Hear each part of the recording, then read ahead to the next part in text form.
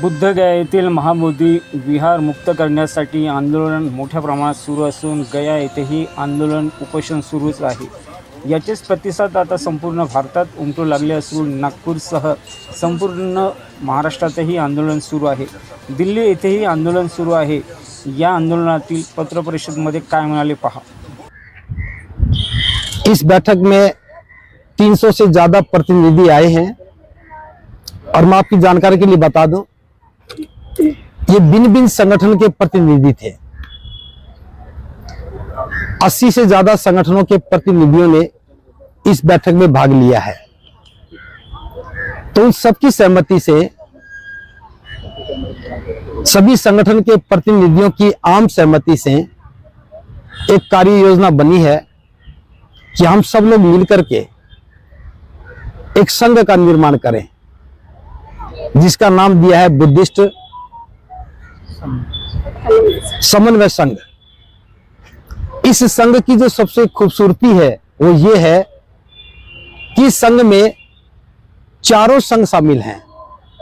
भिक्षु संघ, भिक्षुणी संघ, उपासक संघ और उपासिका संघ। चारों संघ मिलकर के बाबा साहब की बौद्धमय भारत की परिसंकल्पना के लिए काम करेंगे। इस संघ का कोई अध्यक्ष नहीं है। भिक्षु संघ, भिक्षुणी संघ अपने धर्म और विनय के अनुसार काम करेगा। उपासक उपासिका संघ बनाए हुए नियमों के अनुसार काम करेगा। कोई भी निर्णय जब उपासक उपासिका संघ लेगा तो वो भिक्षु भिक्षुणी संघ की सहमति से होगा। जब कभी बैठक होंगी तो जिस जिसको जिम्मेदारी दी जाएगी वो विशेष लोग ही उस कार्यक्रम का नेतृत्व करेंगे और उस जिम्मेदारी के साथ काम करेंगे। बाकी सभी लोग अलग अलग विषय पर अपनी अपनी जिम्मेदारी निभाते रहेंगे। ये पूरी तरह लोकतांत्रिक प्रक्रिया के तहत काम किया गया है। भिक्षु संघ का भी कोई संघ नायक नहीं होगा। जब कभी भिक्षु भिक्षुणी संघ की बैठक होगी तो धर्म और विनय के अनुसार जो सबसे वरिष्ठ है उसको उस समय के लिए संघ नायक की भूमिका में काम करने के लिए अनुरोध किया जाएगा और बैठक खत्म होने के बाद सभी अपने स्थान पर चले जाएंगे। तो ये जो प्रयास है, 68 वर्ष के बाद, बाबा साहब की दीक्षा के 68 वर्ष के बाद इतने बड़े पैमाने पर यह पहला प्रयास है जब चारों परिषद मिलकर के, चारों संघ मिलकर के एक दिशा में काम करने का निर्णय लिया है। और सबसे खूबसूरती की बात यह भी है, ये सारे फैसले सर्वसम्मति से हुए हैं। किसी विषय में कोई किसी की असहमति नहीं बनी, किसी विषय में किसी का कोई बहुत बड़ा मतभेद नहीं था। विषय रखा, अपनी बातें रखी और आम सहमति के साथ एक प्रस्ताव पास हो गया। तो मैं कह सकता हूं आज का दिन बहुत महत्वपूर्ण है। बिनाचार्य जी जेल में है, उन लोग उनके रिहाई के लिए, उन्हें छुड़ाने के लिए, जमानत के लिए आप लोग क्या कर रहे हैं? जी, कुछ चर्चा हुई थी? मीटिंग में चर्चा ही नहीं हुई बल्कि कार्य योजना बनी है। आज 4 बिंदुओं पर विशेष रूप से चर्चा करने निर्णय हुए हैं। पहला निर्णय यह है, बनते विनयचार्य जो इस समय गया की जेल में बंद हैं, सबसे पहले उनको बाहर निकालने का प्रयास किया जाएगा। और इसके लिए एडवोकेट भानु प्रताप जो सुप्रीम कोर्ट के वकील हैं और इस बुद्धिस्ट समन्वय संघ के और लीगल एडवाइजर टीम के मेंबर हैं, उनके नेतृत्व में सुप्रीम कोर्ट के एक वकीलों का दल वहां जाएगा और पूरी प्रक्रिया को अपने हाथ में लेकर के काम करेगा। तो ये प्राथमिकता के आधार पर निर्णय लिया गया है। दूसरा निर्णय ये हुआ कि जो बोधगया मुक्ति आंदोलन है वो किसी भी सूरत में कमजोर नहीं पड़ना चाहिए। उसको तेज गति से चलाने के लिए हर प्रदेश में काम की योजना बनाई है। मैं एक ही जगह की योजना बता रहा हूं। जुलाई के महीने में बहुत बड़ा वहां एक विशाल सम्मेलन किया जाएगा जिसमें पूरे बिहार की जनता की भागीदारी होगी और इस कार्यक्रम की जिम्मेदारी बिहार प्रदेश के लोगों को ही सौंप दी गई है। अलग अलग क्षेत्र में काम करने वाले बिहार के सभी प्रतिनिधियों को जिम्मेदारी दी गई है और मुझे उम्मीद है पहली बार बिहार का एक कार्यक्रम होगा जिसमें बिहार की ही जनता की भागीदारी होगी। और निश्चित रूप से ये प्रयास बिहार सरकार को बाध्य करेगा हमारी बात को सुनने के लिए।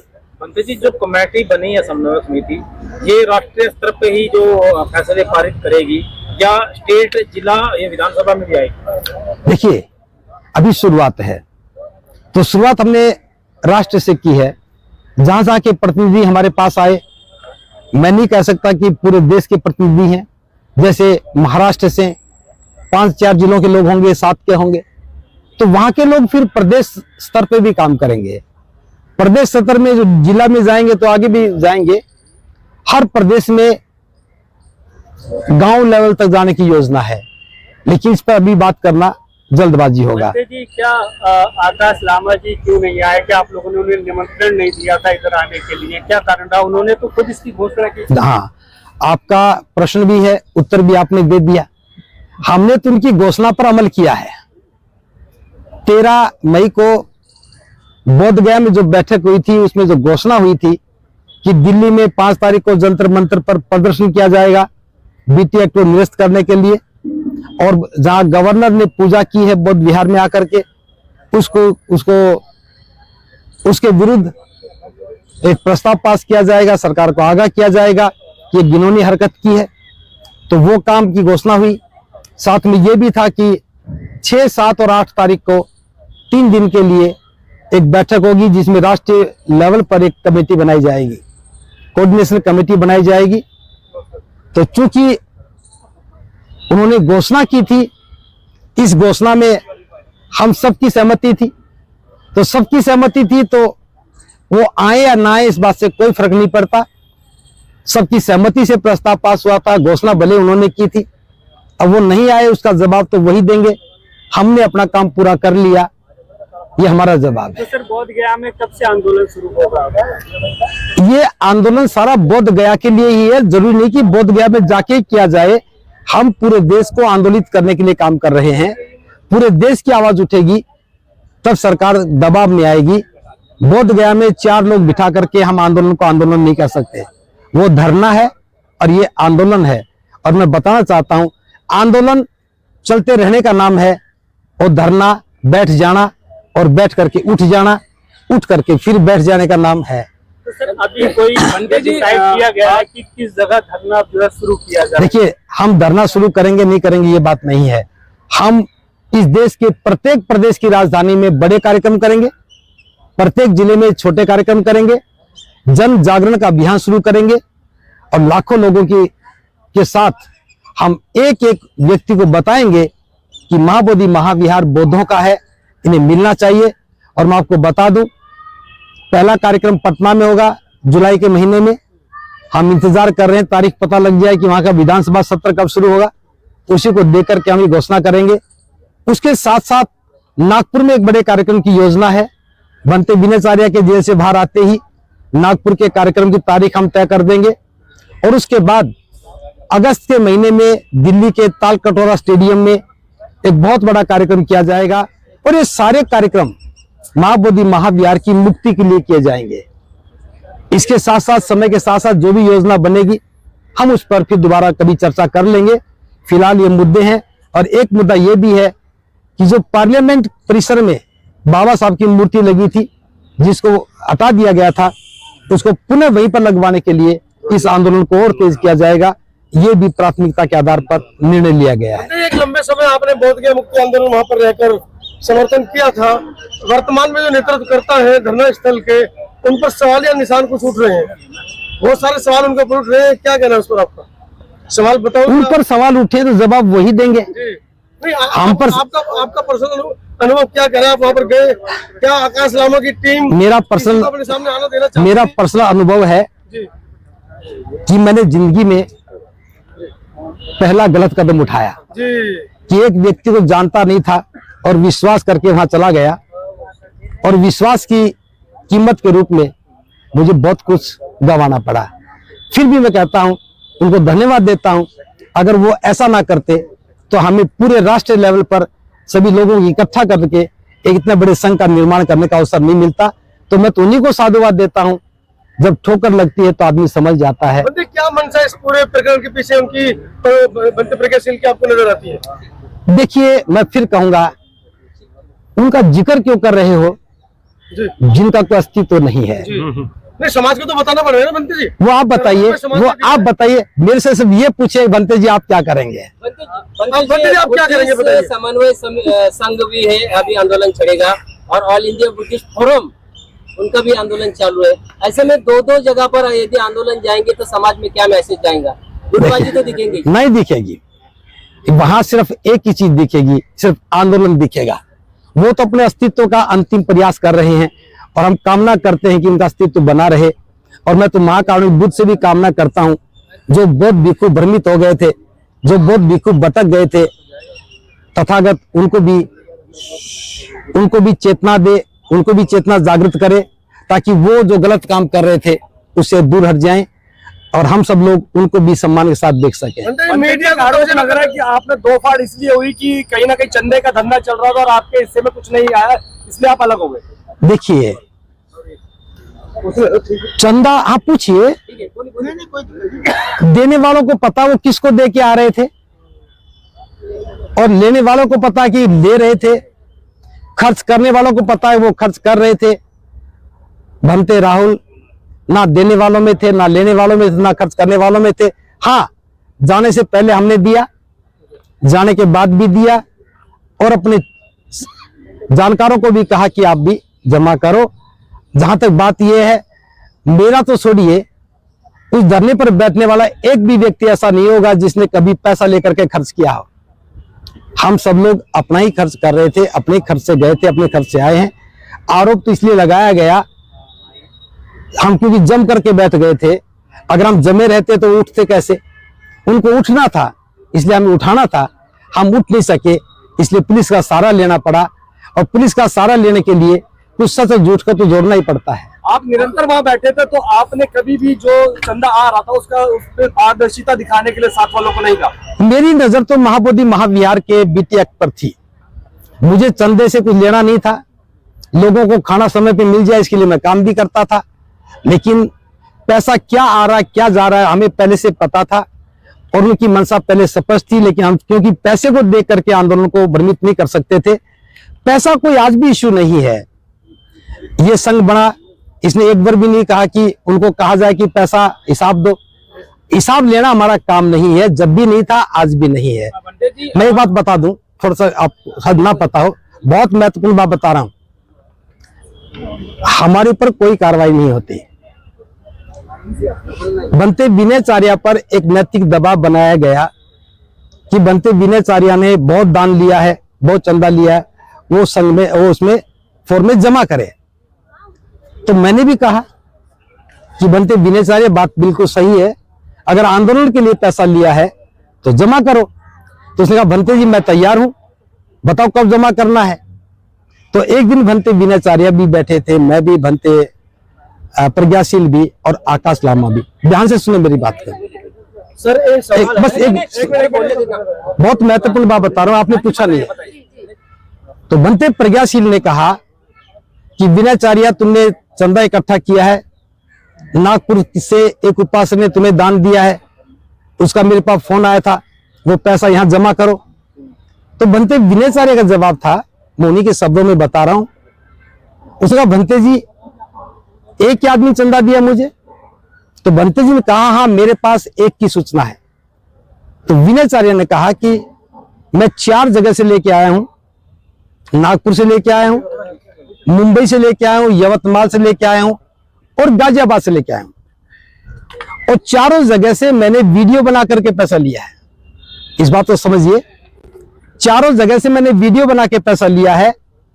मैं वो सारी डिटेल आपको सौंपता हूं, अब लेना है तो अब ले लो, बाद में लेना तो बाद में ले लेना। बस मेरी 2 शर्त हैं। पहली शर्त तो ये बुद्धिस्ट फोरम आज तक कितना पैसा आया और कितना खर्च हुआ है वो अकाउंट मेरे सामने दिखा दे और मैं तुरंत पैसे जमा करवा दूंगा। दूसरी बात, इस धरने के लिए, इस आंदोलन के लिए जो कमेटी बनी है, उस कमेटी में कौन कौन है, क्या मेरा नाम है या नहीं है, मुझे बता दो। शामिल करो ना करो आपकी मर्जी है, लेकिन मुझे नाम का पता होना चाहिए कौन है कौन नहीं है। तो उन्होंने कहा कि बनते करुणाशी राहुल हैं। मैंने कहा मुझे तो आज तक नहीं पता लगा, मैं तो 2.5 महीने से बैठा, मुझे आज तक नहीं पता लगा कि मैं कमेटी में तो मुझे दिखा दो। तो देखा भी ये भी नहीं मान रहा, ये भी नहीं मान रहा। उसके बाद मीटिंग खत्म हुई और आज तक बनते बिनाचार्य से उन्होंने पैसा नहीं मांगा। सवाल बनते बिनाचार्य पर नहीं था, सवाल जब उन पर आया तब बिनाचार्य को फंसाया गया। बंटी जी, आपके ऊपर भी FIR की है, आप पे क्या भी कारण चोरी का था? आरोप लगा सर। आपके ऊपर भी मैं बिना FIR के सुने, चीवर चुराने का चुराने का नहीं, लाइव वीडियो लाइव में वो कह रहे चोरी का आरोप लगा। संत प्रज्ञाशील जी चम्मच ले गए, प्लेट ले गए, चीवर ले गए। आज तक हमने बनते प्रज्ञाशील को चम्मच से खाना खाते नहीं देखा। चम्मच खरीदी नहीं की, चोरूंगा, चोरी कहां से करूंगा? और कटोरी कहां से आ गई, प्लेट कहां से आ गई? कागज की प्लेट में खाना खाते थे, खाना खाते खाते गल जाती थी। सुनिए, जो कागज की प्लेट में खाना खा रहे हो, बिना चम्मच के खाना खा रहे हो और चम्मच चोरी का आरोप लगाएं, तो उन्हें पूछना चाहिए स्टील की खेलने का प्रयास किया। 13 मई को बौद्ध गया के सिक्किम हाउस में तमाम पूरे भारत से जो बौद्ध प्रतिनिधि उस आंदोलन के लिए आए हुए थे, जितने भी बौद्ध भिक्खु आए हुए थे, ऑल इंडिया बुद्धिस्ट फोरम सहित तमाम लोग इकट्ठे हुए। आकाश लामा भी थे, बनते प्रज्ञाशील जी भी थे, बनते बिनाचार्य जी भी थे और तमाम बौद्ध भिक्षु वहां उपस्थित थे। वहां पे मीटिंग हुई और मीटिंग में यह तय हुआ आपस में समन्वय बनाया जाएगा, बिहार की सरकार के हथकंडे को, षड्यंत्र को सफल नहीं होने देंगे। वहीं पे यह भी तय हुआ कि जो 12 मई को बौद्ध मंदिर में आके राज्यपाल महोदय ने, DM ने, कमिश्नर ने मिलकर जो बौद्धों की आस्था का अपमान किया है, उसके खिलाफ 5 जून को दिल्ली के जंतर मंतर पे विशाल प्रदर्शन किया जाएगा। उसी के तहत परसों वो विशाल प्रदर्शन किया गया और उसी 13 मई को सिक्किम हाउस में यह भी तय हुआ सबके बीच में सर्वसम्मति से कि दिल्ली के अंदर 5 के प्रदर्शन के बाद 6 और 7 को और 8 को 3 दिन पूरे भारत के बौद्ध प्रतिनिधियों का सम्मेलन किया जाएगा। और वहां जितने भी देश में बौद्ध संगठन चल रहे हैं, अंबेडकरवादी संगठन चल रहे हैं, वंचित वर्ग के, पिछड़ों के जो संगठन चल रहे हैं, बहुजन समाज के, उनमें एक समन्वय स्थापित करने का भी एक प्रयास किया जाएगा। लेकिन बाद में आकाश लामा जी की तरफ से आया कि 3 दिन में ज्यादा खर्च होगा, छोटा कर लो, 2 दिन कर लो।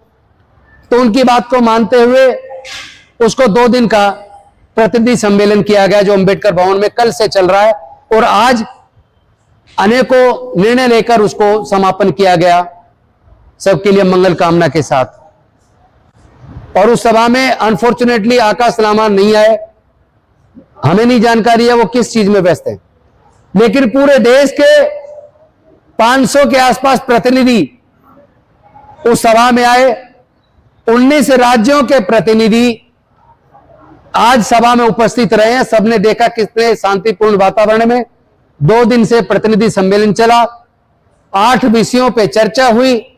सर्वसम्मति से चर्चा करने के बाद, लेंदी डिस्कशन और हेल्दी डिस्कशन करने के बाद बौद्ध भिक्षुओं के सानिध्य में आज सर्वसम्मति से फैसला लिया गया। उस फैसले में यह तय हुआ कि एक समन्वय समिति बननी चाहिए भारत के बौद्धों की, वंचित वर्ग के सभी संगठनों की मिलकर।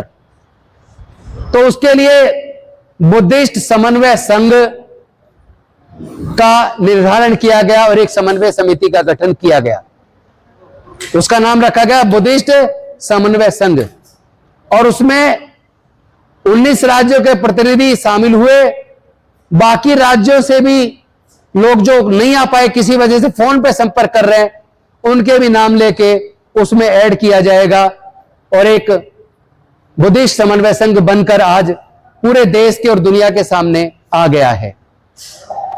उसी संघ ने अपनी करीब 9 कमेटियों का भी गठन किया है, जिसमें लीगल कमेटी भी बनी है, कोऑर्डिनेशन कमेटी भी बनी है, कल्चरल कमेटी भी बनी है, एडमिनिस्ट्रेटिव कमेटी भी बनी है, बौद्ध धम्म के प्रचार प्रसार के लिए भी कमेटी बनी है। तो इस तरह की 8 कमेटियां बनी है, प्रवक्ता की भी कमेटी बनी है, प्रचार प्रसार की भी कमेटी बनी है और उसमें सभी राज्यों के प्रतिनिधियों को शामिल किया गया। दूसरा प्रस्ताव यह भी पास हुआ कि इसी तरह का समन्वय संघ और इस तरह की कमेटी राज्यों की भी वो लोग बनाएंगे जो केंद्र की कमेटी में शामिल हुए हैं। तीसरा प्रस्ताव यह भी पास हुआ कि जितने भी संघ बहुजनों के चल रहे हैं, SC ST OBC के चल रहे हैं, बौद्ध और ईसाई और मुस्लिम और सिख धर्म को मानने वाले लोग जो चले, चूंकि उनके धर्मों पे भी, उनके धार्मिक चीजों पे भी हमला किया जा रहा है, उनके साथ भी एक कोऑर्डिनेशन बनाया जाए ताकि किसी भी अल्पसंख्यक वर्ग के ऊपर कोई हमला होता है या उसके धार्मिक स्थल पे कब्जाने की कोशिश की जाती है तो तमाम अल्पसंख्यक जो धर्म को मानने वाले लोग हैं, चाहे वो बौद्ध हो, सिख हो, ईसाई हो, मुस्लिम हो, उन सब के बीच में समन्वय बनाते हुए भारत में शांति स्थापित हो, कहीं भी धर्म के नाम पे, जाति के नाम पे दंगे ना हो, एक कम्युनल हार्मनी बने, उसके लिए भी समन्वय आपस में ये समिति बनाने का काम करेगी। ये प्रस्ताव भी पास हुआ। पहले मैं सारे प्रस्ताव बता दूं। इसी में यह प्रस्ताव भी पास हुआ कि जितने बौद्ध विहार, अंबेडकर भवन या इस तरह के हमारे जो स्थान हैं, उनकी जो अलग अलग मैनेजमेंट कमेटी है, उनमें भी गुरु रविदास कमेटी भी है, उनकी कमेटियों में भी आपस में समन्वय बने ताकि कोई भी मसला आए समाज का, इस संघ के द्वारा तुरंत सारी मैनेजमेंट कमेटियों से संपर्क करके, तालमेल करके एक रणनीति बनाकर हम ऐसी किसी भी दुस्साहस का मुंहतोड़ जवाब सामूहिक रूप से मिलकर दे पाए और आपस में कोऑर्डिनेशन से हम लोग फैसले ले पाए। इसी में एक फैसला यह भी हुआ, चाहे वो आरक्षण से संबंधित मसला आए, चाहे किसी दलित उत्पीड़न का, क्रिश्चियन उत्पीड़न का, या हमारे बाकी मुद्दे पर जो उत्पीड़न की घटनाएं होती है, उस पर टुकड़ों में संगठन लड़ाई ना लड़े, हम सारे संगठन तुरंत आपस में समन्वय बनाकर और एक विस्तृत रणनीति के साथ सरकार के खिलाफ, अपने शोषण के विरुद्ध न्यायोचित मांगों के लिए एक राय होके अपना आंदोलन चलाएंगे। यह भी फैसला इस 2 दिवसीय समिति के अंदर, सम्मेलन के अंदर तय किया। और इसी के अंदर यह भी तय हुआ कि बौद्ध धम्म का प्रचार प्रसार, बौद्ध विरासत को संरक्षण करना, ये तमाम मुद्दों के लिए भी हमारी जो कोऑर्डिनेशन टीम है, समन्वय समिति है, वो उसके लिए भी काम करेगी। तो इस तरह के तमाम मुद्दों का फैसला आज हुआ है।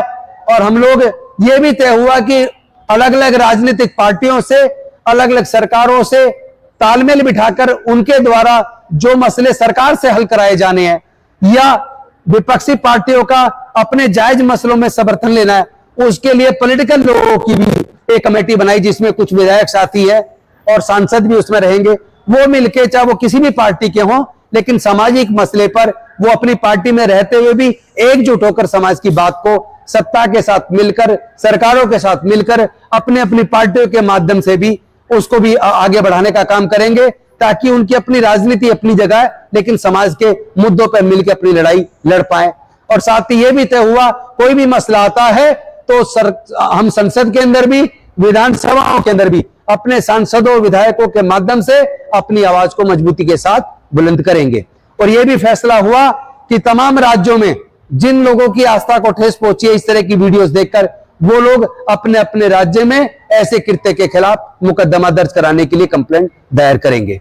तो ये सारे मसले आज की मीटिंग में बड़े सौहार्दपूर्ण वातावरण में आज फाइनल किए गए, पास किए गए, पूर्ण बहुमत से किए गए और बहुत अच्छे वातावरण में आज हमने ये सारे मसले तय किए। इसके लिए मैं समस्त आए हुए साथियों का और बौद्ध भिक्षुओं का मैं सम्मान करता हूं, स्वागत करता हूं कि आपने बहुत अच्छे वातावरण में ये सारे फैसले करवाए हैं।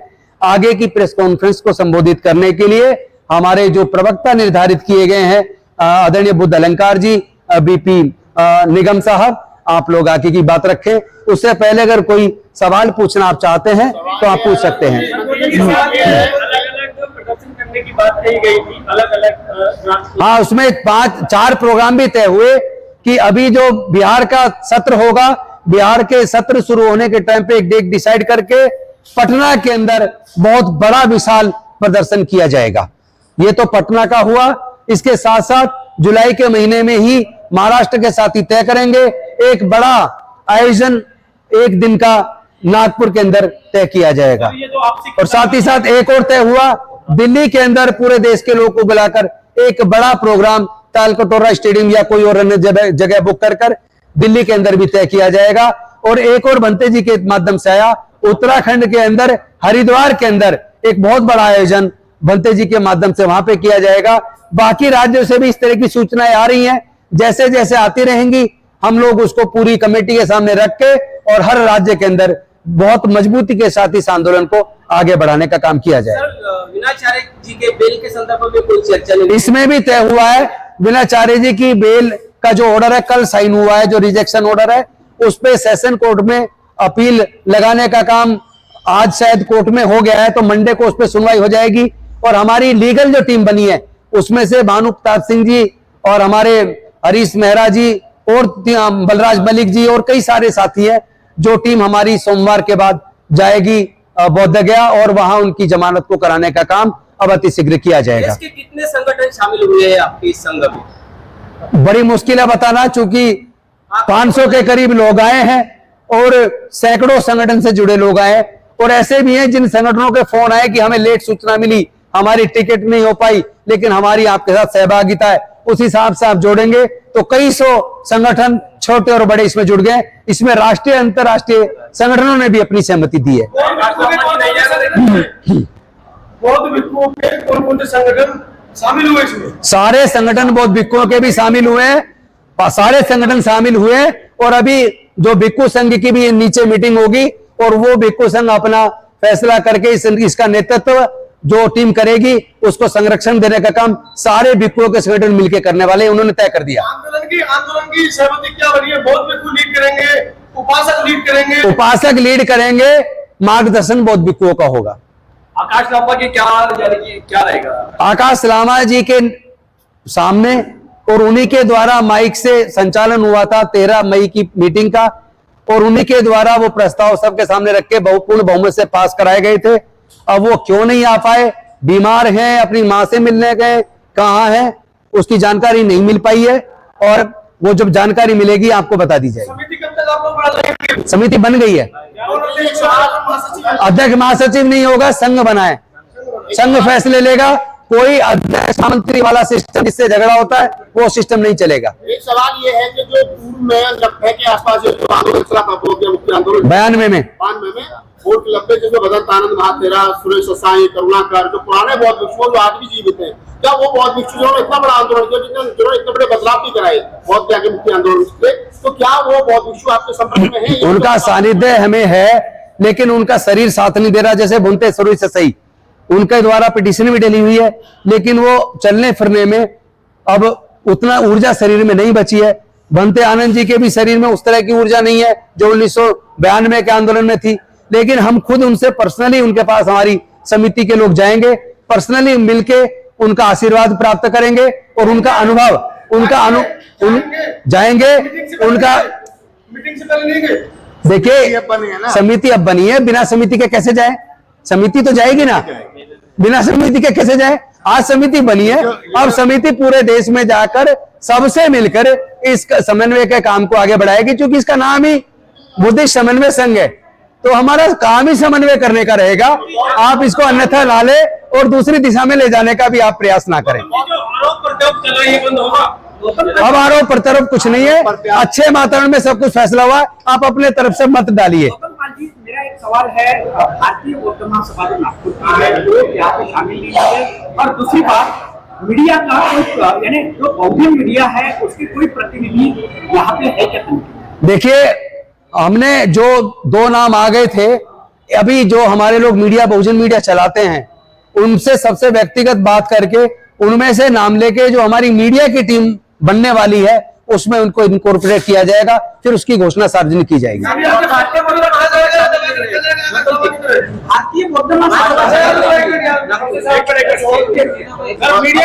मैं एक बात बता दूं, आप जो चाहे सवाल पूछे, पूरी आजादी है, लेकिन एक निवेदन के साथ एक एक करके पूछें और आपका भी सहयोग समन्वय में हो न। आप जो दिखाना दिखाइए, हमारा कंट्रोल आपके ऊपर नहीं, आपको छूट है। आगामी रूपरेखा क्या होगी बौद्ध मुख्य आंदोलन की? आगामी रूपरेखा जो समन्वय समिति बनी है, आगामी रूपरेखा में ऑलरेडी 4 प्रोग्राम हमने डिक्लेयर कर दिए हैं। बाकी समन्वय समिति तय करेगी कि आगे के आंदोलन को कैसे बढ़ाना है। तो सर अलग अलग शहरों में आप कर रहे हैं, अलग अलग राज्यों में कर रहे हैं, बौद्ध गया में क्या होगा? क्या वहां उस पर? मैं वही बता रहा हूं, आंदोलन बिल्कुल भी सस्पेंड नहीं हुआ है। आंदोलन लगातार चल रहा है। आंदोलन को बड़े आयाम दिए जा रहे हैं। आंदोलन की एक विस्तृत रूपरेखा बनाई जा रही है और आंदोलन को अब गया के साथ साथ अब पटना में भी और बाकी राज्यों के राजधानियों तक लेके जाया जा रहा है और दिल्ली केंद्र के माध्यम से पूरे देश को यह संदेश बहुत तेज गति से पहुंचने वाला है। गौतम, क्या आकाश लामा जी भी संघ में रहेंगे? क्योंकि आए नहीं है संघ में, सब है। अब जिसकी कोई मजबूरी नहीं आया तो वो बाद में आके बता दे। सबको शामिल करना खुला मंच है। कोई यहाँ पे विद्वेष नहीं है। सभी के प्रति करुणा और श्रद्धा भाव है। लेकिन अपने मन के विकार त्याग कर अगर अच्छी भावना के साथ कोई आना चाहता है, उनका स्वागत है। आइए, नेतृत्व में शामिल हुई है ना। समन्वय समिति रहेगी। सारी चीजें अभी घोषणा कैसे कर दे। आज समन्वय समिति बनी है, अब सारी फैसले किए जाएंगे और आपको बुला के सार्वजनिक किया जाएगा। कुछ भी बंद कमरे में अंधेरे में नहीं होगा। जो भी तय होगा आपको प्रेस कॉन्फ्रेंस आपके माध्यम से करवाकर और घोषणा की जाएगी।